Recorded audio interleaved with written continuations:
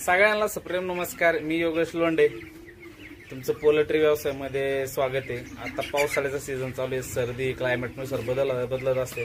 आता माझ्या पक्ष्यांना 26वा दिवस आहे।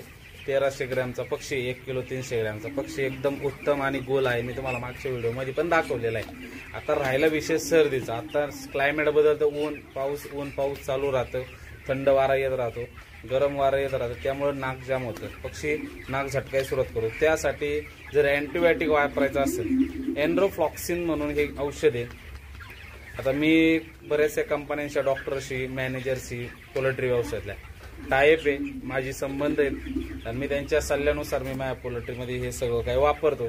त्यानुसार मी हे तुम्हाला सांगतो। त्यामध्ये हे एन्ड्रोसिन घ्या नाहीतर एन्ड्रोफ्लॉक्सिन घ्या, ही दोन औषधं आहेत जे गुणकारक आणि एकदम भारी क्वालिटीची अँटीबायोटिक मध्ये। तर त्यामध्ये बघायचं काय आहे, तर एन्ड्रोफ्लॉक्सिन आयपी 200 mg चं पाहिजे, 100चं चालणार नाही। कारण आपला पक्षी हा जर 1200 ते 1300 ग्रॅमच्या प्लस असेल तर आयपी 200 mg चंच घ्या, एन्ड्रोफ्लॉक्सिन 200 mg चं घ्या, जेणेकरून तुमच्या पक्ष्यांना हे लवकर इफेक्ट देईल। आणि लागोपाठ याचे 3 डोस करायचे। डोस कसे करायचे तेही सांगतो मी तुम्हाला। 5000 पक्ष्यांचं माझं शेड आहे, 5000 पक्ष्यांना 325 ml औषध घ्यायचं हे। आणि तुमचे ड्रिंकर हे कम्प्लिटली 3-4 तास आधी बंद पाहिजे, ड्रिंकर अख्खे कोरडे झालेले पाहिजे पाण्याचे।